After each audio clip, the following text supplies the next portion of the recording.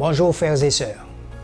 Eh bien, c'est toujours, on va dire, une joie de se retrouver parce que de plus en plus, je constate que vous comprenez mieux chez vous ce que veut dire Église.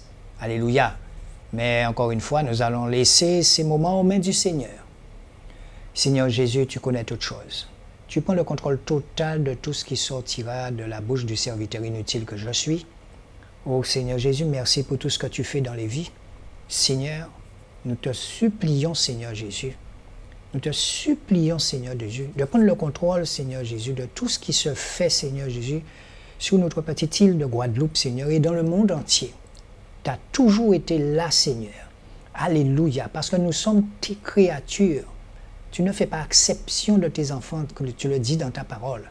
Oh Seigneur Jésus, nous te remercions encore, Seigneur Jésus, parce que tu nous montres le chemin.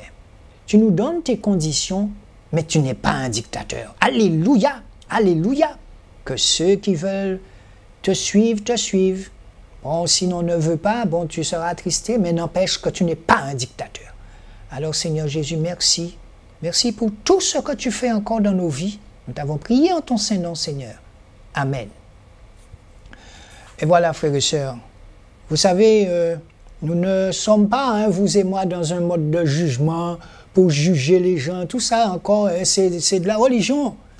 Tout ce qui sortira à un moment, je dis bien un moment, de notre bouche, ce sera la vérité. Alléluia. Eh bien, nous allons encore continuer sur la lancée de cette église que nous avons.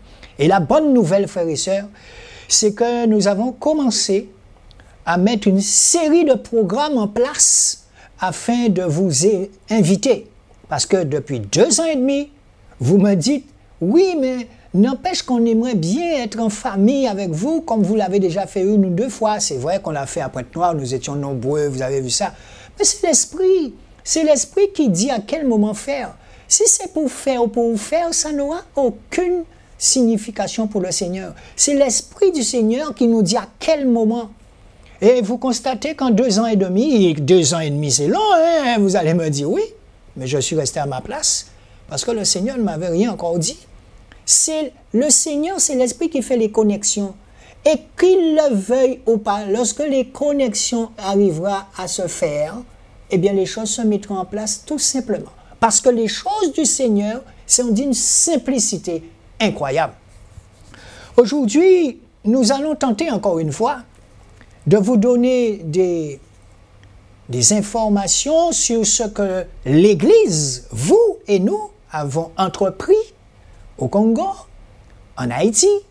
Nous allons vous donner aussi des nouvelles de tous ces orphelinats parce que nous sommes bibliques. Nous sommes bibliques parce que, bon, encore une fois, je reviens sur Matthieu 23. J'aime bien Matthieu 23 qui parle des pharisiens. Alors, Yeshua parla aux foules et à ses disciples en disant, les scribes et les pharisiens sont assis dans la chair de Moïse, de Moshe. On ne l'appelait pas Moïse, son prénom c'était Moshe, Moïse.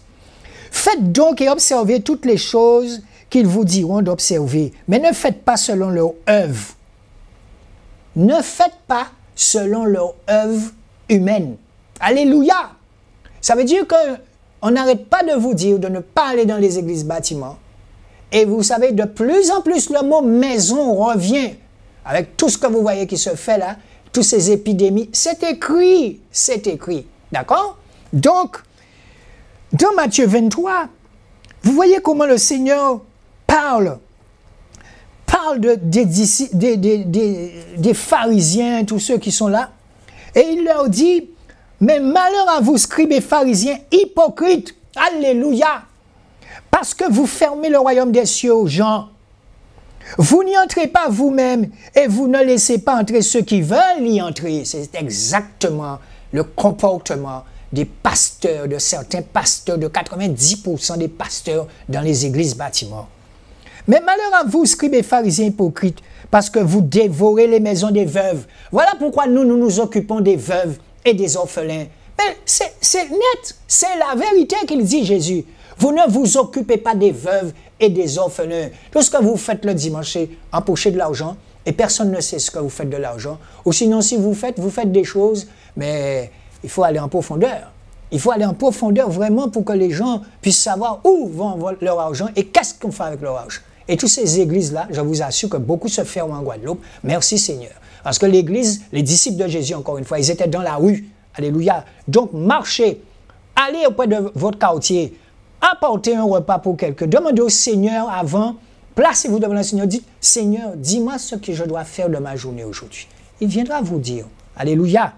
Donc voilà, nous nous appuyons beaucoup sur Matthieu 23 et je vous dis tout le temps de lire Matthieu 23, d'accord? Et vous allez comprendre ce qui se passe dans les églises.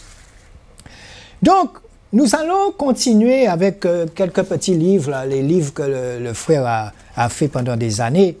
Donc, celui-là, par exemple, il est écrit « L'église de Laodicée alerte sur l'état des églises de nos jours ». Je vais le reprendre pour vous. L'église de Laodicée, vous allez savoir ce que c'est. Mais surtout, alerte sur l'état des églises de nos jours. D'accord. Depuis l'effusion de l'Esprit de Jésus lors de la Pentecôte pour donner naissance à l'Ecclésia, il y a environ 2000 ans, nous sommes en 2014, parce que ce livre a été créé en 2014, des chrétiens sincères s'alarment des scandales, corruption, détournement d'argent, adultère, fausses doctrines qui éclatent dans la majorité de nos assemblées. Certains s'en détachent pour créer de nouveaux courants, tandis que d'autres essaient sans succès de réformer de l'intérieur le fonctionnement des assemblées paganisées auxquelles ils sont attachés. D'autres que nous, maintenant et bien avant nous, ont réfléchi à la restauration des églises selon le modèle biblique. Des églises pures et sans tache, préalables, indispensables au retour du Seigneur. Nous ne prétendons pas détenir le monopole de la vérité, ni de la réforme actuelle. Je vais le reprendre, ça. Je vais le reprendre pour ceux qui disent qu'on juge. Ah non, on dit les choses en toute vérité avec amour. Nous ne prétendons pas détenir le monopole de la vérité, ni de la réforme actuelle, urgente pour les églises chrétiennes malades, ou ni même être une des voies qu'il faut emprunter pour y parvenir. On n'a demandé à personne de nous suivre. Jamais, jamais. Pour y parvenir, une solution unique s'impose, la repentance. La repentance. C'est-à-dire revenir au message biblique, rompre avec nos habitudes, le péché et les traditions humaines qui souvent déforment et contredisent la parole de Dieu. La souffrance des chrétiens que nous rencontrons est devenue un tel fardeau pour nous qu'au-delà des prédications et interventions classiques dans notre ministère, nous voulons contribuer par nos ouvrages et nos vidéos au travail assidu de nos frères et sœurs du monde entier dans le sens d'un retour total à la parole de Dieu, source de salut. Les tristes histoires personnelles, les scandales ponctuels dont nous avons pu être les témoins impuissants traduisent la frustration et la déception de beaucoup de chrétiens et de certains conducteurs chrétiens qui veulent servir Dieu dans la vérité. Là, nous avons dans le chapitre 1, l'Église selon la Bible. Qu'est-ce que c'est? Nous sommes indéniablement la génération qui assiste à l'émergence de l'Église de Laodicée. C'est une Église qui est totalement sous le contrôle de Satan, de l'Antichrist et de ses émissaires. Cette Église met l'accent sur les biens matériels et la richesse financière. Faites tout pour être riche. Voilà le message de Laodicée. L'Église selon la Bible. Vous comprenez de quelle Église la Bible parle? L'Église satanique. J'aimerais avant tout donner la définition de l'Église biblique avant de pouvoir développer l'Église de Laodicée. Il y a de plus en plus de pasteurs qui essaient de protéger leur Église contre la vérité, tandis que d'autres disent que des âmes leur appartiennent. Que dit la Bible sur l'Église de Christ? Aux yeux de Dieu, il n'existe qu'une seule Église. Je bâtirai mon Église. Je reprends. Je bâtirai mon Église, a dit Jésus-Christ en Matthieu 16, verset 18. Il n'a pas dit « je bâtirai l'église bâtiment ». Non. Il a dit « je bâtirai mon église ». Matthieu 16, verset 18.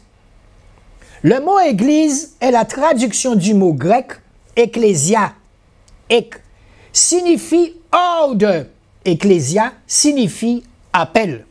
Il désigne une assemblée particulière et solennelle ayant une fonction spécifique dans la cité.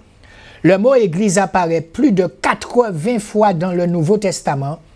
Église au singulier se rapporte à l'Église universelle, mais aussi à une Église communautaire ou une Église familiale. Donc le mot « Église » ne peut pas signifier une dénomination, un édifice ou une organisation quelconque. C'est pour ça que beaucoup disent « je vais à l'église ». Tu ne peux pas aller à l'église, tu es l'église. Tu es une pierre vivante. La Bible dit « car là où 2 ou 3 sont assemblés en mon nom, je suis au milieu d'eux ». Vous pouvez vérifier ça dans Matthieu chapitre 18, verset 20. Je reprends pour vous.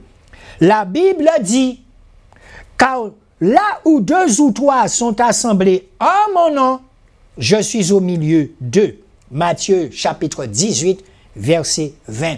Car là, 1 ou 2, mon frère, ma soeur, tu me regardes. Car là, 1 ou 2 sont assemblés en mon nom, je suis là. L'Église peut être une assemblée familiale ou locale et elle est évoquée en ce sens à de nombreuses reprises, notamment par les épîtres de Paul qui dit par exemple aux Romains, saluez aussi l'Église qui est dans leur maison. Romains chapitre 16, verset 5, je vais le reprendre pour vous. Car de plus en plus, vous allez entendre parler sur la fin des temps là de maison, pas d'église, bâtiment. Saluez aussi, dit Paul, c'est Paul qui parle, saluez aussi l'église qui est dans leur maison. Romains chapitre 16, verset 5. Selon ce passage, on peut saluer l'église qui représente des personnes et non des bâtiments. Je vais reprendre pour vous. Selon ce passage de Romains, on peut saluer l'Église qui représente des personnes et non des bâtiments. Nos habitudes religieuses et les abus de langage nous ont amenés à parler aujourd'hui des églises en limitant ce mot aux bâtiments, aux maisons qui les abritent ou aux dénominations qui les désignent, catholiques, baptistes, pentecôtistes, méthodistes, etc. Tous les tis. Or, la Bible n'utilise pas ce terme dans ce sens. Dieu voit une seule Église composée d'hommes et de femmes de toutes les nations qui sont véritablement convertis et qui confessent le nom de Jésus-Christ, Yeshua Mashiach. Depuis son origine, l'Église a pour vocation de constituer un groupe mis à part, parce qu'elle ne répond pas du tout aux critères du monde dans lequel elle émerge. La véritable Église dont je vous parle, l'homme, l'être humain, le disciple, qui se sanctifie chaque jour, qui se rapproche de plus en plus du Seigneur, qui a un contact, avec le Seigneur de plus en plus chaque jour, eh bien, vous allez vous rendre compte que de plus en plus, c'est pas qu'il aura du mal à vivre dans ce monde, mais il verra avec les yeux de son cœur toutes les abominations qui se font. Dans le grec classique, le mot ecclésia désignait l'assemblée plénière des citoyens appelés à la gestion des affaires publiques, des eccléotoi. Les uns criaient d'une manière, les autres d'une autre, car le désordre régnait dans l'assemblée, et la plupart ne savaient pas pourquoi ils s'étaient réunis. Jésus, Acte chapitre 19, verset 32. On va à l'église, hein, Jacques, on est à l'église. Les gens crient à l'église, mais ils sont là, mais ils ne savent même pas pourquoi ils sont là. La plupart sont là parce qu'ils sont venus voir ami un tel. L'église, c'est comme on l'a vu dimanche dernier. La véritable église de Jésus, tu vas commencer à marcher. Tu vas marcher, alléluia, le Seigneur va te faire marcher. L'Esprit qui est en lui, le Saint-Esprit, va te donner envie de marcher, d'aller auprès de ton prochain. C'est ça l'Église. Alléluia. Dans ce passage, il est question des ecclésias. Donc, c'est cette signification religieuse qui a été transportée dans le Nouveau Testament pour parler de l'Assemblée des saints. L'Église se définit comme un groupe mis à part destiné à se placer volontairement sous la volonté du Seigneur, comme les disciples. L'Église de Christ est hors du monde, libérée du péché, des systèmes des hommes. Elle évolue dans la communion fraternelle qui résulte de son étroite communion avec le Seigneur Jésus-Christ. J'aime bien reprendre pour vous. L'Église se définit comme un groupe mis à part, destiné à se placer volontairement sous la volonté du Seigneur. L'Église de Christ est hors du monde, libérée du péché, des systèmes des hommes. Elle évolue dans la communion fraternelle qui résulte de son étroite communion avec le Seigneur Jésus. Jésus. Quand Jésus nous dit, vous n'êtes pas du monde, et il nous dit, je vous ai laissé dans ce système, dans ce monde. Et de plus en plus, tu vas avoir ce rapport avec ton Jésus chéri doudou à toi, tu vois. Mais plus tu vas rester en silence, plus tu vas côtoyer des frères qui vont te tirer par le haut. Et toi-même, plus tu t'approches, plus tu voudras avoir de la patience envers celui qui arrive.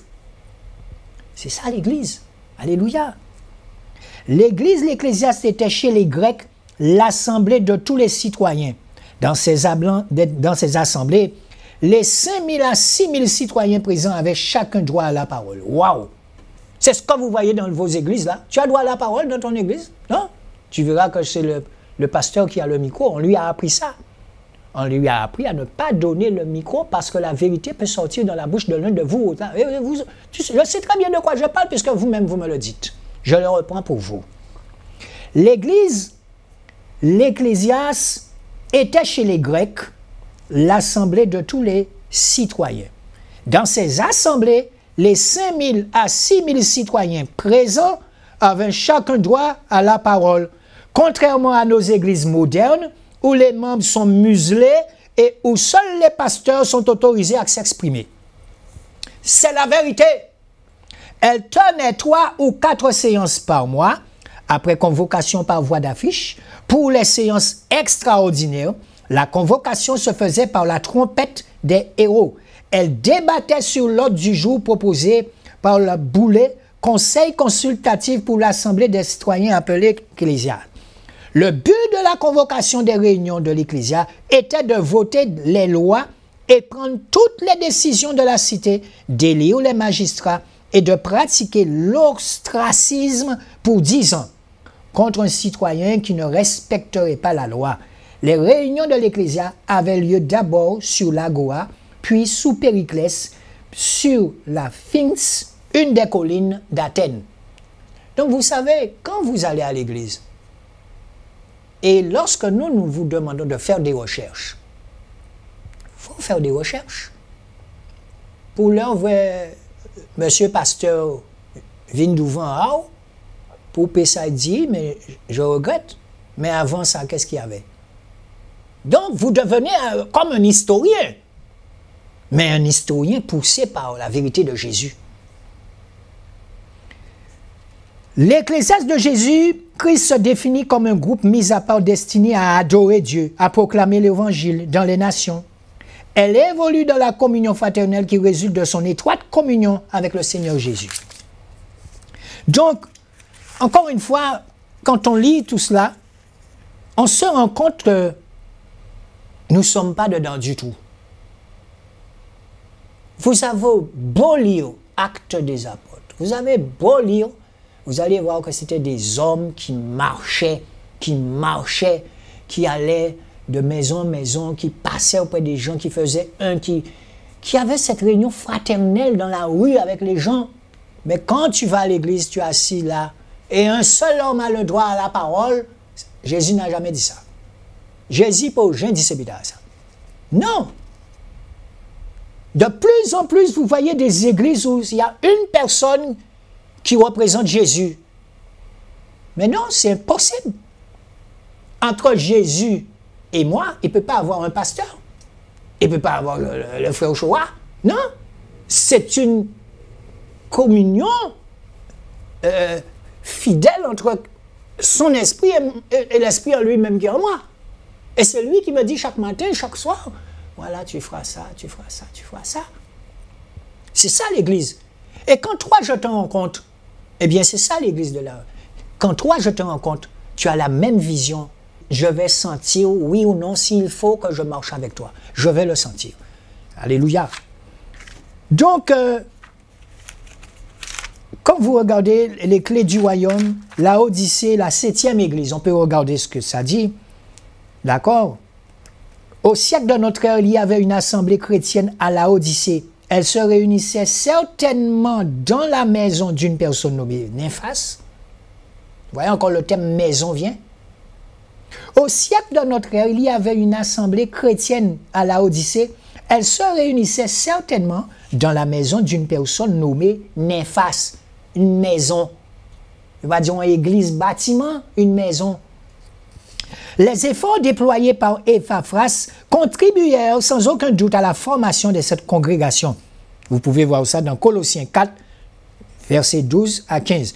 Par ailleurs, l'activité de Paul à Éphèse eut certainement un retentissement jusqu'à la Odyssée. Vous pouvez voir ce que je dis dans Actes, chapitre 19. Bien que Paul n'ait pas exercé son ministère dans cette ville, il s'intéressait à l'assemblée qui s'y trouvait. Il lui écrivit même une lettre. Ce que je dis, vous pouvez le voir dans Colossiens, chapitre 2, versets 4 à 16. La ville antique de la Odyssée se situe à proximité du village de Congali, à 6 km de Dénisil. Cette ville hellénistique portait le nom de l'épouse d'Antioche.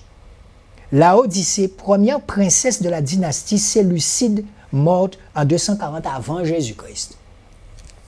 Donc c'est pour ça que je vous dis qu'il faut faire des recherches pour que les hommes ont utilisé la parole de Dieu, selon eux, ont inventé des mots, et c'est ça que nous appelons la religion.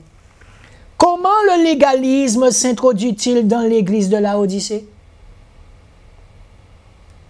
Le légalisme s'introduit dans les églises par les enseignements erronés qui ajoutent à l'œuvre de la croix une ou plusieurs observances pour obtenir le salut.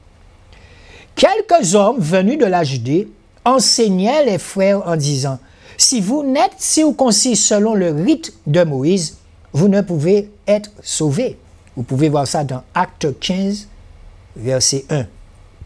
Ici, nous avons l'exemple d'un faux enseignement que les judaïsants avaient introduit dans les églises du 1er siècle. Ils avaient ajouté l'œuvre de la croix.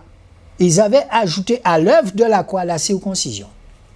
Je vais rester sur ça avec vous. Jésus dénonce la circoncision. Nous sommes d'accord, il dénonce ça. Mais ne voilà-t-il pas que dans la première église qui était toute propre et tout, quelques hommes venus de la Judée enseignaient les frères en disant « Si vous n'êtes pas circoncis selon le rythme de Moïse, vous ne pouvez pas être sauvés. » C'est faux. Ça veut dire que vous savez que les Juifs, on leur coupe le bout du prébus. Et là, ces gars-là arrivent à l'église et ils disent, si on ne va pas couper, ou pas dans ça. Donc, on peut remarquer cela dans les églises bâtiments. Si tu n'es pas ça, tu ne peux pas faire ça. Si tu n'es pas là, tu n'es pas dans ça. Si tu n'es pas sanctifié, tu ne peux pas. Et on a tellement de tu ne peux pas, eh bien, on va aussi là. Alors que tout simplement, premier bitin pour dire, dispose ton cœur un jour pour aller apporter un plat pour quelqu'un. Et tu vas parler avec la personne. Dispose ton cœur, dis Seigneur, qu'attends-tu de moi? C'est ça. Mais c'est toujours tu peux pas, tu n'es pas prêt, tu ne sauras pas faire. C'est rien qui ça. Mais celui qui touche 5 000 € par mois, il est prêt à tout. Hein. Ah ouais, même s'il ne dit pas parler, mais il est replacé. Église pyramide. Bien entendu, le légalisme a des conséquences chez les chrétiens et dans les assemblées sur le plan individuel. La liberté en Christ produite par le Saint-Esprit, 2 Corinthiens, chapitre 3, verset 17, est perdue. La joie en Yahushua cède face au doute et à la confusion. La fausse humilité du légalisme conduit inexorablement à l'esprit de supériorité, de jugement et de condamnation des autres. Sur le plan collectif, le légalisme engendre des querelles, de la concurrence entre frères, de la jalousie et favorise l'esprit de secte ou de parti. En donnant cet avertissement, ce que je ne loue point, c'est que vous vous assemblez non pour devenir meilleur, mais pour devenir pire. Et d'abord, j'apprends que lorsque vous vous réunissez en assemblée, il y a parmi vous des divisions. Et je le vois, je le crois en partie, car il faut qu'il y ait aussi des sectes parmi vous, afin que ceux qui sont approuvés soient reconnus comme tels au milieu de vous. Vous pouvez aller voir ça dans 1 Corinthiens, chapitre 11, versets 17 à 19. Dans vos églises bâtiments là, où il y a beaucoup d'hypocrisie, et vous le savez, hein, mais vous allez dedans quand même. Je le reprends pour vous. En donnant cet avertissement, d'accord, ce que je ne loue point, c'est que vous vous assemblez non pour devenir meilleur, mais pour devenir pire. C'est pas ce qu'on voit dans les églises bâtiments. Là. Ah ouais, pasteur là, préféré là. Ah ouais. Oh ma soeur, qu'est-ce que ton linge te va bien? Hypocrite, comme dit Jésus. Non pour devenir meilleur, mais pour devenir pire. Et d'abord, j'apprends que lorsque vous vous réunissez en assemblée, il y a parmi vous des divisions. Il n'y a que ça, des divisions sournoises.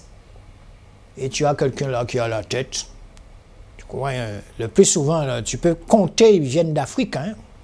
Sa cravate, il regarde tout le monde, il est à la tête de la pyramide.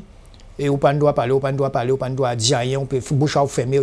Ferme ta bouche, c'est moi qui Dieu parle dans ma bouche seulement. Alléluia. Si j'étais resté là, je ne serais pas là. Mais moi, je ne me suis jamais préoccupé. J'ai toujours entendu qu'il y a un appel de pasteur, qu'il y a un appel de... Entendre tellement appel, moi, ça ne m'intéresse pas. Ce qui m'intéresse, c'est que Jésus fait de moi ce que tu as à faire. C'est tout. Alléluia, Jésus. J'apprends que lorsque vous vous réunissez en assemblée, il y a parmi vous des divisions, et je le crois en partie, car il faut qu'il y ait aussi des sectes parmi vous, mais c'est normal. Une église où il n'y a pas de scandale, c'est que le diable est tranquille. Mais à partir du moment où il y a scandale, on verra qui est qui. On verra qui est qui, on verra la lumière, on verra ceux qui sont vraiment en connexion avec le Seigneur. Alléluia. Et là, je crois en partie, car il faut qu'il y ait aussi des sectes parmi vous, afin que ceux qui sont approuvés soient reconnus comme tels au milieu de vous. 1 Corinthiens, chapitre 11, versets 17 à 19. Ne faites rien par esprit de parti politique. Eh oui, ne faites rien par esprit de parti ou par vaine gloire, mais que l'humilité vous fasse regarder les autres comme étant au-dessus de vous-même. Vous pouvez trouver ça dans Philippiens 2, verset 3. C'est ce que vous voyez dans les églises bâtiments là. Vous êtes conduit par qui? Par un aveugle. Eh oui. Malheureusement, beaucoup de chrétiens aujourd'hui prennent parti pour ceux qui ont péché et refusent de les corriger selon la parole sous prétexte qu'ils sont leurs pères spirituels ou leurs amis. Alors je vous explique ce qui se passe dans ce genre d'église. On vient rapporter au pasteur que ce frère est en concubinage avec une autre femme depuis 3 ans dans l'église. Mais ce frère, il a un salaire de 6 000 € par mois, donc comment aller dire au frère quoi que ce soit? Je vais perdre ces 600 €. Alors ils vont venir, ça va mon frère, ça va?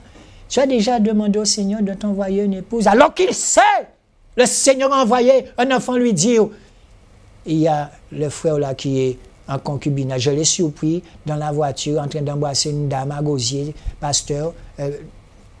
Le pasteur est là. Ça fait 5 ans qu'on vient nous dire qu'il y a des gens qui sont en concubinage dans l'église. Ça veut dire que des gens qui pas mariés, ils ont sorti avec 2, 3, 4 madames en même temps. Et le gars est là, mais comme c'est un entrepreneur en bâtiment, il rapporte 600 € de dîme tous les mois. Ou qu'il dit en bitin? C'est ça l'église qu'on est en train de dénoncer. Telle personne gagne 4 000 € par mois. Pasteur, tiens, et la personne, on va capoter mon œuvre, vous comprenez? Alors moi qui suis pasteur, je reçois mon petit argent tranquille, j'irai dire quelque chose, j'irai exhorter cette personne-là. Ok, voyons notre c'est pas les bails. Mais c'est de l'hypocrisie. Vous vous souvenez quand je suis venu ici et que je me suis dévoilé devant vous, je vous ai sorti toutes les abominations que j'ai faites par mon passé? Alléluia! Je suis autorisé à parler. Ce que je sors là, ce n'est pas du jugement, c'est la vérité. Telle ou telle personne fait des trafics d'argent dans l'église. Tout le monde sait ça, mais pas le monde pas dit rien, puisque avant, il n'y a pas dit, c'est moi qui dis. Mon frère, ma soeur, si tu continues d'aller dans cette église-là, tu peux être sûr que quand tu vas arriver devant Jésus, il va te dire, mais pourtant, je t'ai parlé de ça sur Alizé Télévision, à travers le serviteur inutile qui était le frère Patrick. Pourquoi tu as continué à aller? Alléluia! C'est la vérité. Ce n'est pas un jugement. Ce n'est pas une critique. C'est la vérité. C'est la vérité. Et quand je vois un frère une fois, il est venu vers moi, ce frère. Et il m'a dit, mon frère, tu sais, j'ai un petit souci. Je lui dis, mais quel souci? Ouais, tu sais, ma compagne veut se marier, mais moi j'ai peur de faire le pas, j'ai tellement peur de me marier. Mais lui, au moins, il est venu le dire, il a dénoncé le diable. Je lui ai dit, mon frère, je ne peux rien te dire, ni te forcer, mais si tu es venu me le dire, c'est qu'il y a quelque chose qui te gêne. Peut-être que ça fait longtemps que tu es avec cette femme.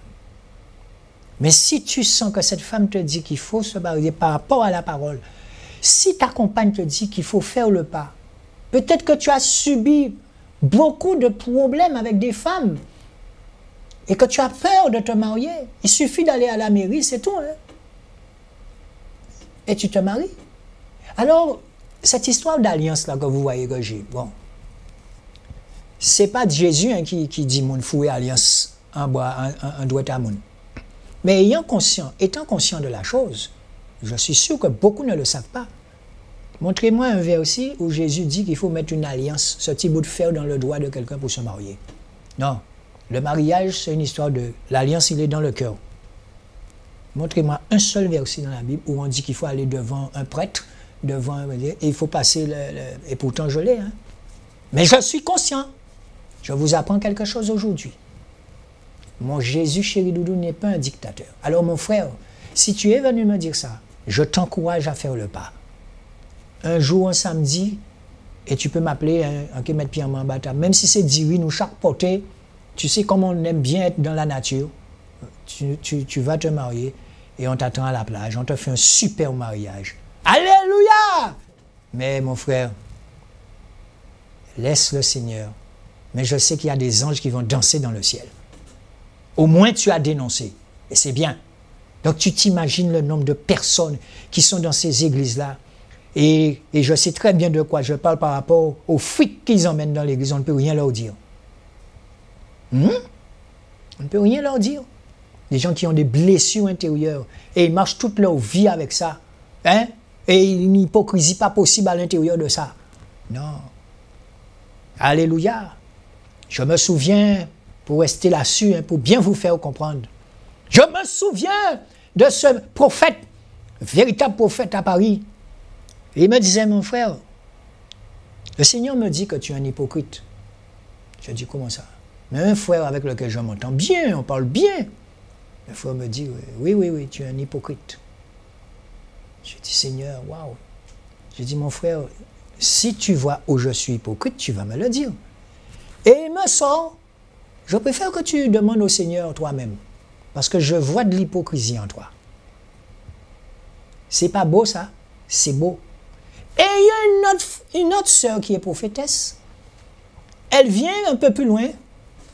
Mon frère, tu sais, tu n'es pas un petit peu hypocrite. Ça qu'a fait des gens qui disent que tu es hypocrite. Mais tu viens à la télé. Mais je suis autorisé à venir sur cette télé. Je vous les ai déjà dit. Je suis autorisé à venir sur cette télé. Et quand la sœur me dit ça, alors que le frère t'a dit ça depuis là-bas, où Jacques a commencé à raisonner, ouais, ça prend une complicité, quand le diable a dans la bouche. Et un moment, tu pars chez toi, tu dis, Seigneur, tu pleures, montre-moi cette hypocrisie afin que je puisse arrêter ça. Et le Seigneur te dit, tu ne dis pas aux gens franchement ce que moi je te dis de leur dire. Parce que tu ne veux pas blesser. C'est de l'hypocrisie, Patrick. Tu as dit, Seigneur, je n'ai pas encore vu ça comme ça. C'est vrai que je n'aime pas blesser les gens. Mais quand l'Esprit te dit de parler, tu vas parler. Je fuis, ou quoi que oui caché, mais les autres frères, l'Esprit qui est dans les autres frères te voit. Tu vas quelque part, mais tu ne veux pas qu'on te voie. Mais reste naturel pour yo crier aussi. Tu ne veux pas monter sur scène. Pourquoi? Pour yo pas dire en Guadeloupe, ouais, c'est encore lui, c'est toujours lui. Mais le Seigneur connaît mon cœur. Et c'est ce que vous ne voulez pas comprendre. Le Seigneur connaît mon cœur. Il vise au cœur. Le Seigneur connaissait le cœur de David. Et David tuait Moun. Le Seigneur connaissait le cœur de Moïse. Moïse a tué un Égyptien. Le Seigneur connaît le cœur de Patrick. Le Seigneur connaît ton cœur. Alors, plus d'hypocrisie. Tu dis, Seigneur, d'accord, j'ai compris la leçon. Quand le Seigneur me montre quelque chose, je le dis. Si tu es mon frère, tu vas me dire la vérité. Et je vous assure que j'ai compris qu'il fallait aller tout doucement, comme la parole le dit, exhorter mon frère.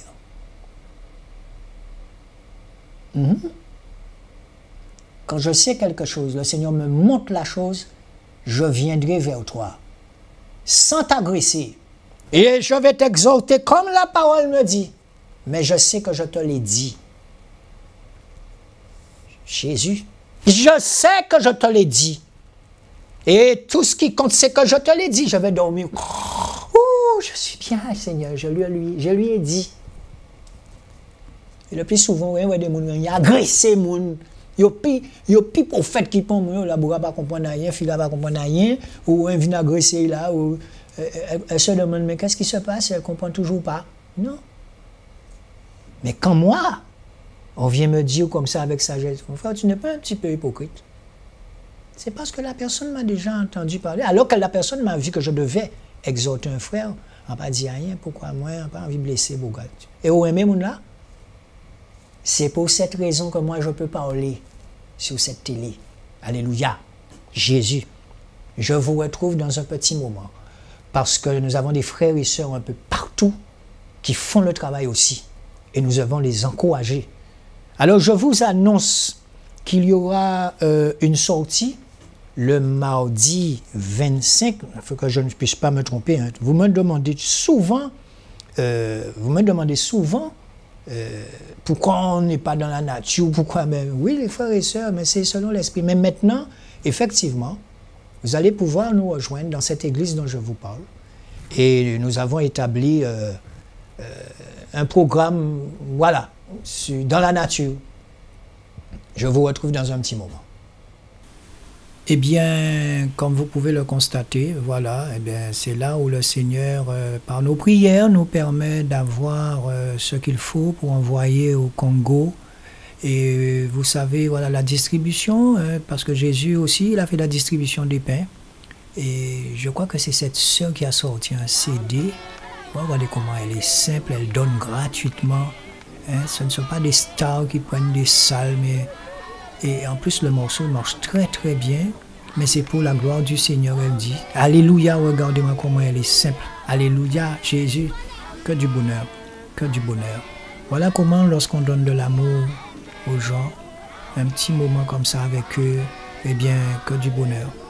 Donc voilà comment nous investissons l'argent que le Seigneur nous donne à travers vous. Parce que, vous savez, c'est lui notre pourvoyeur. C'est lui notre pourvoyeur. Regardez-moi ça. Vous imaginez la vie de ces gens-là, tous les jours comme ça. Et là, ce sont les frères et sœurs, hein, ils sont dans un car. Ils peuvent faire jusqu'à 800 km. Ah, le frère Marcel. Salut, le frère Marcel. Eh bien, le frère Marcel, vous vous souvenez, hein, je vous avais montré, on l'avait interviewé. C'est ce qu'on appelle des disciples. Ces gens-là, eh bien, c'est tous les jours qui sont en prière, qui sont dans la rue. C'est ce que nous appelons un disciple. Et là, vous voyez, ils viennent là, ils viennent apporter des vivres, ils viennent apporter des vêtements pour les frères et sœurs. Voilà ce qu'on appelle un disciple. Et voilà, ça c'est le frère Yann qui doit partir là-bas, là, je les reconnais. Hein. Donc nous sommes toujours en contact avec eux. Le problème, c'est que c'est très difficile de les joindre au téléphone. On peut les joindre, hein, mais pour pouvoir faire en sorte que vous puissiez les écouter au téléphone, j'ai déjà tenté ici, mais ça ne passe pas. Ça ne passe pas parce que le Congo, c'est quand même assez loin. Mais quand on voit la vie que mènent ces gens-là, quand j'étais parmi eux, quand nous étions parmi eux, eh bien, je vous assure que, voilà, là, ils sont dans le car. Quand on est parmi eux, on sent que ce sont des gens qui se réveillent, mais ils ne savent pas de quoi sera fait demain. Donc, c'est une vie de prière et de foi 24 heures sur 24. Et je me souviens quand je suis arrivé, j'ai vu 2 ou 3 sortir de la petite maison où ils sont partis dans la ville. Ils ont été priés, évangélisés, ils font ça tous les jours.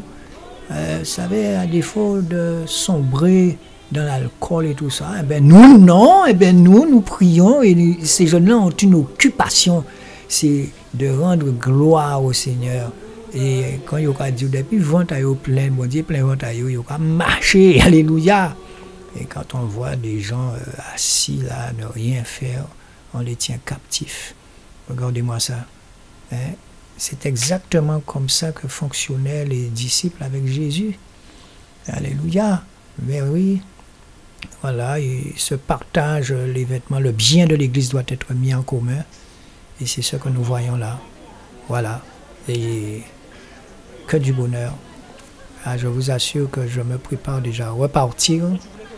Vous savez, nous sommes tous des disciples, un peu dans chaque... Et je reconnais la petite sœur là qui a sorti ce CD. Vous voyez comment elle est simple.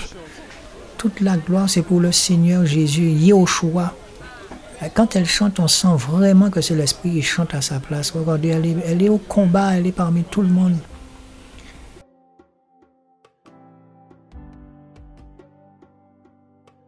Donc là, c'est la prison de Malacca.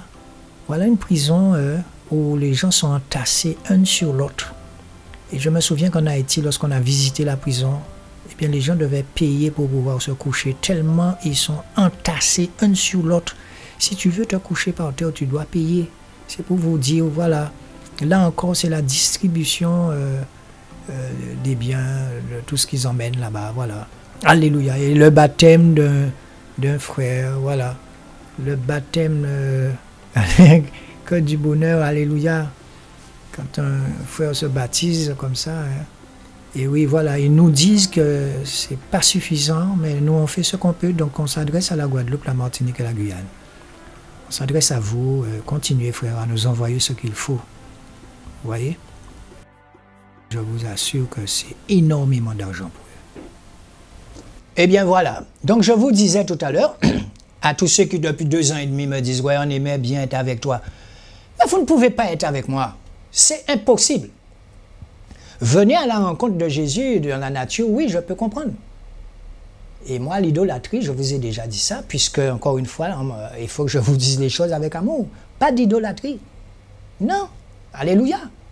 Alléluia. Donc, je vous invite, si vous voulez, vous pouvez venir rencontrer le Seigneur Jésus. Vous allez voir la création de ces arbres. Vous allez voir la création de la mer. C'est lui que vous venez rencontrer, pas moi. D'accord? Donc, comme ce sera les vacances de carnaval, pendant tout le monde qui a couru carnaval, eh bien nous allons être dans la présence du Seigneur. Très bien. Donc, nous allons continuer, par exemple, j'ai vu aussi ce livre qui s'intitule « L'esprit de Jézabel ».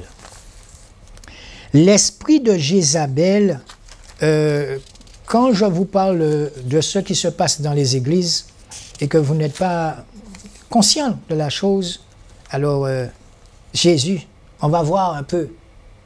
Quand tu viens auprès d'une soeur ou un frère, tu ne sais pas ce qu'il y a dans l'intérieur de la personne. Tu ne sais pas si c'est quelqu'un qu'on a envoyé dans cette église faire un carnage.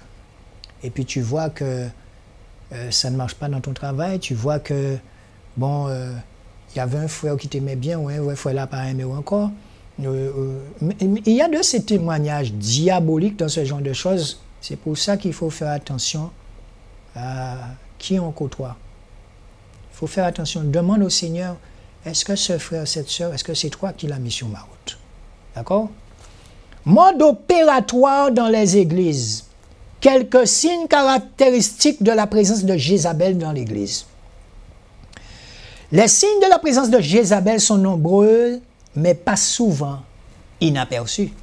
Donc, Jézabel, c'est une femme qui se dit apôtre et qui dirige une église de maison à chercher désespérément à me rencontrer parce que le Seigneur lui a dit qu'elle était ma mère dans la foi et qu'elle devait être ma couverture spirituelle. Comme ça, rappelez-vous que l'esprit de Jézabel est un esprit qui cherche à manipuler et à contrôler les enfants de Dieu. Ah ben, tu peux venir chez moi? Tu veux? Ouais, oui. D'accord, depuis on dit Jésus. D'accord, ma sœur. Oh là, Jézabel qui est en monde là. Après, tu te retrouves dans un esprit de contrôle. Tu es contrôlé. Nous devons seulement nous soumettre à l'autorité de Dieu, autorité par excellence et autorité instituée par lui. Dieu est la seule vraie couverture dont les saints ont besoin.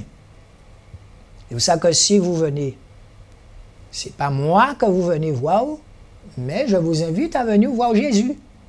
Vous allez parler à Jésus dans la nature, on va parler de Jésus, c'est lui. Dans tout ça, c'est lui, l'objectif principal, c'est lui. C'est lui qui va te dire, mets tes chaussures, tu vas marcher parmi nous. On marche beaucoup parmi nous. On a vu la marche spirituelle dimanche dernier. Alléluia. Mais Jézabel nous fait croire le contraire en nous proposant sa couverture. Ben oui, vous avez... J'étais dans des églises, j'ai vu des femmes, mais aujourd'hui, je me rends compte à quel point que ces femmes-là sont dominées par Jézabel. Une ou deux fois, ces femmes-là m'ont regardé. Mais des gens qui te paraissent bien, qui connaissent la parole, ni ça qui est docteur de la parole. C'est la vérité que je dis. Je ne suis pas en train de juger. Je dis la vérité pour que vous ne puissiez pas tomber sous le charme de ces gens-là. C'est la vérité. Et aujourd'hui, avec du recul, et quand tu vas au Congo, tu vas faire ta formation sur le terrain. Quand on t'emmène dans une commune, une ville qu'on appelle Pointe-Noire, le bastion de la sorcellerie, c'est pas pour rien que le frère nous emmène là. Et quand tu es dans la voiture, plus tu t'approches de Pointe-Noire, tu sens une lourdeur. Parce que ce qui est en toi est déjà, la lumière qui est en toi sent déjà une mauvaise vibration dans cette ville. Et tu regardes et tu vois comment les petites maisons, on aurait dit c'est des gens qui ont goumé pour y petit casé. Quand on t'explique pourquoi les maisons ne se terminent pas, il y a beaucoup de maisons là, il n'y a pas de toit, comment il y a une fenêtre. Pourquoi? Eh bien, on explique que c'est un esprit de jalousie qui est là dans cette ville où il y a un qui a pété l'un à l'autre. Hein? Et c'est ce qu'on appelle des choses de sorcellerie. Je me dis, mais c'est pas possible. Quand tu vois 50 maisons qui n'est pas terminées, ou quoi passer là, ou quoi jamber là, et cette sœur qui vit là m'explique, moi, ce sont des familles qui ont des litiges entre eux, parce que Jézabel, c'est un esprit de jalousie, c'est un démon de jalousie. Le mode opératoire dans les églises de bâtiments, là où vous avez de Jézabel, voilà. Quelques signes caractéristiques de la présence de Jézabel dans l'église. Les signes de la présence de Jézabel sont nombreux, mais pas souvent inaperçus. Pas voyants. Et vous voyez, on a tous les jours. J'ai invité à casa à manger et boire. Alléluia. La peur, premièrement. Et vous n'avez point reçu un esprit de servitude pour être encore dans la crainte, mais vous avez reçu un esprit d'adoption par lequel nous crions Abba Père, c'est votre papa. Romains chapitre 8, verset 15. Romains chapitre 8, verset 15. La présence de l'esprit de Jézabel dans une église locale inspire la peur et la crainte de l'homme. Les saints feront les choses pour plaire non au Seigneur, mais aux pasteurs, aux hommes. Même s'ils voient le péché dans la vie d'un conducteur, ils n'oseront pas le dénoncer par crainte d'être maudits, de subir des représailles, alors que la Bible nous demande d'aller voir notre frère s'il a péché afin de le ramener à Dieu. Matthieu chapitre 18, verset 15. La peur paralyse les saints dans l'exercice de leurs dons spirituels et dans leur libéralité, quand je vous parle d'être libre. Beaucoup de chrétiens travaillent bénévolement dans leur église sous la contrainte de peur de leurs dirigeants alors que les cœurs ne sont pas disposés. C'est ce qu'on appelle l'hypocrisie qui règne à l'intérieur là. Ton cœur n'est pas disposé, tu vas faire quelque chose. Pourquoi? Parce que tu as peur de perdre ta place. Vrai ou faux? Je ne te juge pas. Je suis en train de te dire la vérité. Tu sais très bien de quoi je te parle. Puisque j'ai subi ça, je sais de quoi je parle. L'intimidation, c'est la menace, le chantage ou la pression pour faire taire les gens. Jézabel envoya un messager à Élie pour lui dire que les dieux me traitent dans toute leur rigueur si demain à 7 heures, je ne fais pas de ta vie ce que tu as fait de la vie de chacun d'eux. 1 Roi, chapitre 19, verset 2. Écrivez 1 Roi, chapitre 19, verset 2. Là, on parle de l'intimidation de Jézabel. Quand ils viennent sur vous, vous avez peur d'eux. D'accord? Et tout le monde connaît Élie, hein? C'était un fou de Dieu. Il dirigeait les rois, il disait les rois venaient vers lui pour lui demander conseil. Les rois avaient peur d'Élie. Pourtant, Élie, non, non, piton, dit Élie qu'a fait au père. L'intimidation est souvent utilisée par les dirigeants qui ont l'esprit de Jézabel pour empêcher les chrétiens de parler. Le Seigneur vient te donner un verset, quelque chose pour dire à ton pasteur qu'il est dans la fornication. Tu ne peux pas le dire parce qu'il y a quelque chose en lui qui t'empêche de le dire. Et tu es assis là. C'est la vérité. C'est un comportement intentionnel qui a pour but d'atteindre les chrétiens psychologiquement au niveau de l'âme. La peur d'être blessé ou humilié les paralyse et les laisse totalement incapables de réagir. Un des versets que certains dirigeants utilisent pour intimider les chrétiens est le psaume 105, verset 15. « Ne touchez pas à mes oins et ne faites pas le mal à mes prophètes. » Voilà le genre de verset qu'il vous donne. Je vais le reprendre pour vous intimider, pour vous faire peur.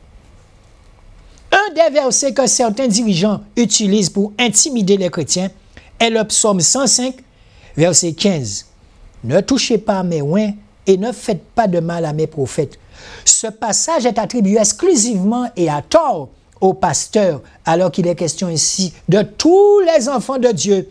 En effet, tous les chrétiens sont oints, car ils ont le Saint-Esprit en eux. Pas moins qu'à dire, c'est Romains chapitre 8, verset 9 qui le dit. Je reprends. Tous les chrétiens sont oints, car ils ont le Saint-Esprit en eux. Romains chapitre 8, verset 9.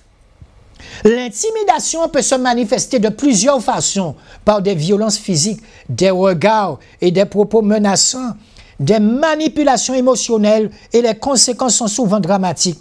La personne qui subit l'intimidation peut alors se sous-estimer. Et j'ai affaire depuis quelque temps à une petite jeune oésée. Quand elle me parle, eh bien, c'est dans l'église bizarre là, de l'univers, eh bien, cet enfant-là était brillante à l'université. Eh bien, aujourd'hui, eh bien, le Seigneur, à travers moi, est en train de la forger, de la remettre bien droit comme il faut. Parce qu'elle ne m'en peut pas, mais lui, il peut tout. Alléluia. Vous avez été racheté à un grand prix. Ne devenez pas esclaves des hommes. 1 Corinthiens chapitre 7, verset 23. 1 Corinthiens chapitre 7, verset 23. Pas tout dire qui parlait, il faut donner le verset qui va avec ce que vous dites. Dans ce verset, le verbe racheter vient du grec agorazo et signifie être sur une place de marché. Par ailleurs, agora veut dire place publique ou marché. Nous étions vendus par nos anciens maîtres qui sont Satan, le péché et les hommes sur le marché. Mais Jésus nous a délivrés. Colossiens 1, chapitre 12 à 14. Colossiens 1, chapitre 12 à 14. Je vous assure que Colossiens 1, chapitre 12, verset 14. Colossiens 1, chapitre 12, verset 14. Lorsque vous lisez ça, vous ne pouvez pas me dire que ce n'est pas la vérité, c'est ce que vous vivez là. C'est un truc pyramidal et ils sont formés pour ça. Vous pouvez faire ça, vous voulez, et vous pouvez toujours parler en même sens là. C'est ça, ils ont montré. C'est ça, ils ont montré. Briser, moi je connais, quand j'ai vu, à Jarry, je suis allé une fois, j'ai vu un gars, de la manière dont le gars, il a un regard pour t'abaisser, pour te rabattre. Et tout le monde a dit, pasteur, l'esprit de Jézabel. Moi, alléluia! Il faut aller faire un petit tour là-bas en Afrique pour comprendre c'est quoi. En fait, utiliser un pouvoir à des fins diaboliques, c'est de la sorcellerie. Qu'on ne vienne pas me dire que le mot sorcier vient de l'Occident. Non. Utilisez le pouvoir de Dieu à des pouvoirs diaboliques. Donc à menacer un monde. Non. Jésus est amour, lui. C'est de la sorcellerie. Beaucoup de pasteurs sont passés maîtres dans l'art de la manipulation subtile. Ainsi, ils ne demanderont pas de l'argent directement, mais ils vous diront par exemple, ma voiture est tombée en panne et je n'ai pas l'argent pour faire réparer, ou encore j'ai un souci avec mon loyer. Certains appellent chaque dimanche leurs collaborateurs qui dirigent les assemblées pour connaître le montant des offrandes récoltées et s'arrangent pour en récupérer une bonne partie. C'est pour cette raison, nous, quand on fait une offrande, c'est compté devant tout le monde. S'il y a des veuves et des orphelins, eh bien ça va là. S'il y a tant pour l'Afrique, on l'envoie en part. S'il y a tant, eh bien il y a un frère qui part avec. Clean, propre. Alléluia. D'autres s'entourent de plusieurs personnes qui sont à leur service et non au service du Seigneur. Ainsi, il y a toutes sortes de corps de métier autour du prétendu homme de Dieu. Et ça, je suis vigilant sur ça. Est-ce que je parle à quelqu'un, là, je suis vigilant. Et oui, une personne pour réparer ses voitures. Inutile d'aller dans un garage automobile, puisqu'il y a un frère qui répare la voiture de l'homme de Dieu gratuitement. Des fidèles pour le financer chaque mois. Le pasteur, possédé par l'esprit de Jézabel, s'arrangera pour vous demander de l'argent de manière indirecte et ainsi vous faire croire que l'idée de le soutenir financièrement venait de vous et non de lui. Il arrive souvent que des femmes se mobilisent pour le soutenir chaque mois. Elles deviennent alors des victimes sans même s'en rendre compte. Elles deviennent alors des victimes sans même s'en rendre compte. Ainsi, le pasteur perçoit des enveloppes. Vous savez ce que je lis là? J'ai vu ça sur une télé. Il y a un pasteur qui fait de la publicité pour des femmes. Il y a un qui, madame, qui l'a. Moi, le Seigneur m'a montré, il y a un qui, Jézabel, qui l'a. Nous allons vous combattre. Parce que ce que je lis là, c'est que le Seigneur me dit de redire ce que j'ai vu. Jésus. Elles deviennent alors des victimes sans même s'en rendre compte. Ils vont mettre les femmes à l'honneur et les femmes entre elles seront tellement contentes. Au moins, c'est eux qui a dirigé l'église là, l'esprit de Jézabel. Il vous contrôle. Il fait ce qu'il veut de vous. Et je ne vous parle pas des bagues montées, je ne vous parle pas des trucs là. Psh, psh. On a des témoignages énormes, beaucoup de témoignages. Jésus. Alors s'il faut que je dise la vérité sortira pour vous. Le Seigneur veut vous protéger de ces églises-là. Mais oui. Partout et adopte un train de vie au-dessus de ses moyens, grosses voitures, montres, bijoux ostentatoires, villas. Il faut voir ça en Afrique. Il faut voyager pour parler comme ça. Vêtements de luxe, écran de télé dernier cri, etc. D'ailleurs, quand il est en mission, il appelle les frères et sœurs pour qu'ils lui envoient de l'argent sous peine de menaces et de malédictions. Et oui, si vous ne demandez pas d'argent, vous serez maudit, le Seigneur ne va plus vous donner d'argent. Un chauffeur pour conduire le pasteur ainsi que sa femme, partout où il le désire. Et bien sûr, l'homme de Dieu ne participe même pas aux frais d'essence pour soulager son chauffeur. Un ou des cuisiniers pour préparer des plats dignes d'un palais délicat et raffiné du pasteur. Les chrétiens qui sont autour de ces pasteurs ne sont plus au service du Seigneur, mais de l'homme, de son épouse et de leur organisation. Si encore ces hommes étaient payés, tout cela serait moins grave et aurait au moins l'apparence de ce que cela est en réalité. Une véritable entreprise, mais ces gens travaillent bien entendu totalement gracieusement pour l'homme de Dieu. Les chrétiens ont été délivrés pour servir le Seigneur et non les hommes. Malheur à celui qui bâtit sa maison par l'injustice et ses chambres par l'iniquité, qui fait travailler son prochain sans le payer, sans lui donner son salaire. Jérémie 22, 13. Et c'est là qu'ils prennent ces versets-là pour vous faire croire que c'est pour eux. Non. Jésus n'était pas payé. Jésus travaillait. Et Jésus te demande de l'imiter, pasteur. Tu dois l'imiter. Cherche un job, cherche quelque chose à faire, mais arrête ton entreprise là, arrête ça. Appelle toute la Guadeloupe, venez apporter à manger dedans, il n'y a pas de problème. Alléluia. Oui, c'est la vérité. Quand j'ai vu cette publicité, mais vous savez, le travail est en train de te faire sur cette télé qui dénonce. Et quand j'ai vu cette publicité, j'ai vu toutes ces femmes que des femmes bien habillées. Le Seigneur me dit, l'esprit de Jézabel, Patrick. Et je tombe sur ce verset. Et il s'encadre souvent avec des femmes parce que les femmes sont faibles. Et je sais de quoi je parle. Et quand je dis je sais de quoi je parle, je sais de quoi je parle. Il y en a qui avaient peut-être 20 femmes autour d'eux, mais il y a qui homme, il y a qui femme. Parce que l'homme osera quand même dire quelque chose. Mais comme les femmes sont très sentimentales, les femmes sont très maternelles, très... Non, mais moi, le Seigneur me dit, tu vas dénoncer en 2020. Pas d'hypocrisie, Patrick. Alléluia. Eh bien, je vous retrouve dans un petit moment. Ok, bien-aimé frère Patrick Alexis, et bon, ok, je t'envoie ces vidéos. Alors, j'ai fait un, et puis l'autre que tu vois après, c'est la conclusion du premier. Alors, c'est à toi de voir si tu peux aussi utiliser la conclusion. Alors dans votre montage, voilà, en fait, à chaque fois, que si c'est possible, si vous voulez, que je parle à chaque fois que vous avez des émissions pour continuer à raconter l'évolution du travail, pour donner des comptes rendus à chaque fois. Bon, tu me dis si c'est possible, voyez-vous, si tu es bon, de les faire comme ça, je pourrais parler à tout moment, en long et en large, c'est-à-dire, et à tout moment, je parle un petit peu, vraiment comme ça, ils seront le peuple, les nations, ceux qui cotisent, ceux qui donnent, vraiment verront l'évolution du travail, comme ça peut-être va les encourager, et selon les sujets, comme c'est les sujets qui touchent le cœur. Alors, ok,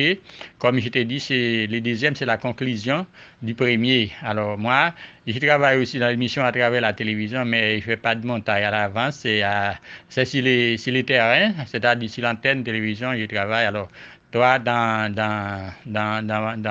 ton montage, tu vas voir ce qu'il va faire. Le premier, s'il le faut, mettre la conclusion qui est dans le deuxième aussi, tu pourras le mettre. Alors, comme tu sais que ce n'est pas un grand appareil, juste un téléphone, pourquoi nous ne pouvons pas parler beaucoup là-dedans afin que ça puisse télécharger normalement en arrivant là où ils doivent aller. OK? Bien-aimé, passez une bonne journée dans le Seigneur, que Dieu te garde et puis restez dans la main du Seigneur. Nous gardons les contacts ensemble à tout moment.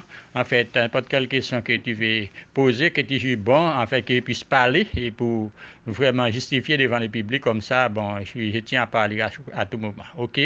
Passez une bonne fin de journée, passez une bonne demi-journée, restez dans la main du Seigneur. Amen. Bon, moi, Bouchou.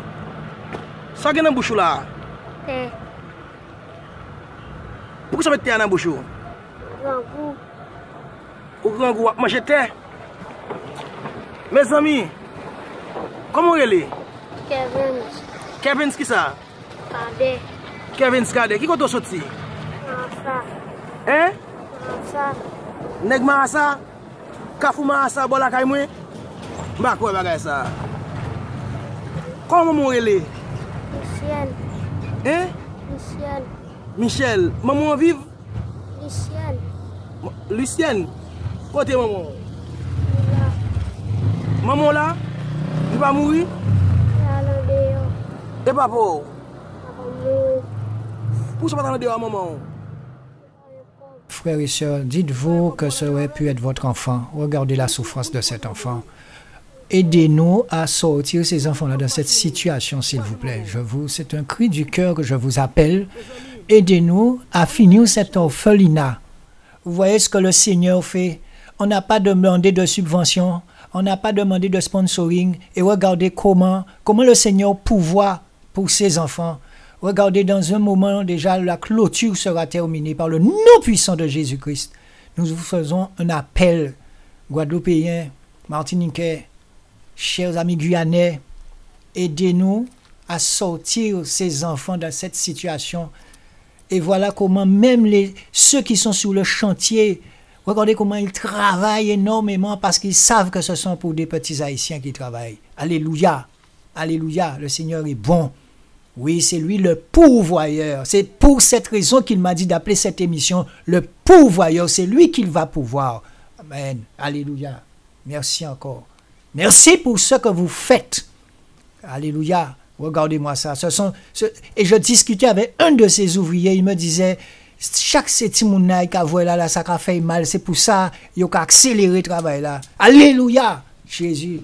Ils sont là depuis le matin à 6 h du matin et ils n'ont pas d'heure pour finir parce qu'ils pensent à ces enfants qui sont dans la rue, qui mangent de la boue, de l'argile. Alléluia, Jésus.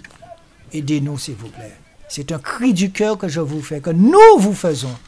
Et cette situation, ce n'est pas seulement en Haïti. Nous sommes partout, en Malaisie. Nous sommes un peu partout dans le monde. Alléluia. Envoyez vos euros parce que je vous assure que quand nous faisons transverser nos euros là-bas, eh bien, ça nous donne énormément d'argent dans ces pays-là. Vous avez des pays où le salaire est de 50 € par mois, frères et sœurs. Alléluia.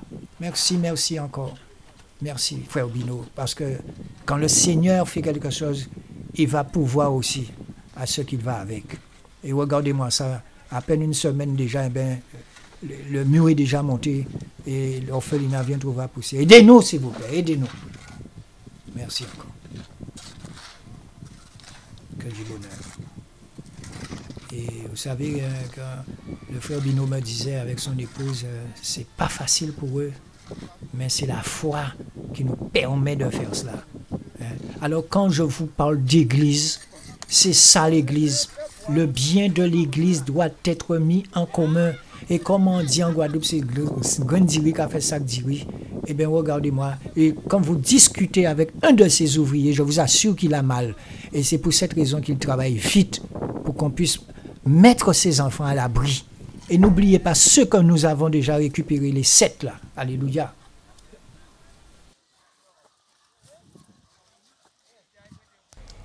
L'esprit de Jézabel crée dans vos églises des divisions cachées. Jézabel divise pour mieux régner et pour cela, elle provoque des troubles partout où elle se trouve. Cet esprit suscite des tensions entre un homme et sa femme, les frères et sœurs, les enfants et leurs parents, etc. Elle se nourrit des querelles, des tensions et des médisances. Elle crée des problèmes et vient ensuite les atteindre afin de gagner la confiance de tous. Jézabel aime jouer les pyromanes avec sa langue et aux pompiers en faisant semblant d'éteindre ce qu'elle a elle-même allumé. L'esprit de Jézabel est comparable à un ouragan qui ravage tous les endroits par où il passe. Des foyers sont brisés, des églises détruites, les meilleurs amis deviennent les pires ennemis du monde. C'est une spécialité en matière de lien d'âme qu'elle crée avec ses victimes.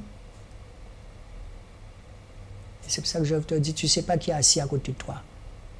Et ton pasteur, tu es sûr de lui, c'est un homme intègre, propre, sa comptabilité est plus propre. Ton pasteur a déjà fait beaucoup de choses, ton pasteur a déjà ouvert plein de choses. L'esprit de Jézabel. Il faut que beaucoup aillent des endroits pour les délivrer. Quoi. Et quand tu vois qu'ils ont fait beaucoup de choses, tu dois comprendre qu'elle dit que ouais, c'est la vérité. C'est pour ça que vous ne voulez plus rester dans les églises. Alors maintenant, le Seigneur nous met à cœur de commencer à mettre en place des programmes. Mais achetez de bonnes chaussures, parce que vous serez des disciples comme nous. Et qu'est-ce qu'un disciple? C'est un marcheur. C'est un marcheur qui a un seul pasteur. Et ce pasteur s'appelle Yahushua.